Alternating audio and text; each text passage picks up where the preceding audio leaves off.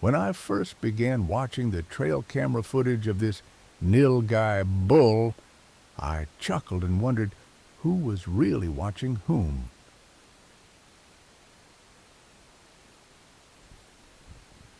Should I mention that I saw a coyote poop there a couple of days ago?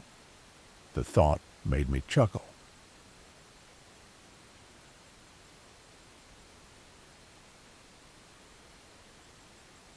It's surprisingly warm, just 38 minutes past midnight.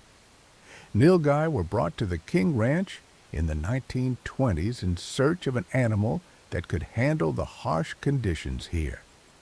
They proved to be a perfect fit, though regulations made it too complicated to sell their meat in grocery stores. Over time, their numbers have grown, and they thrive across South Texas, especially throughout the RGV.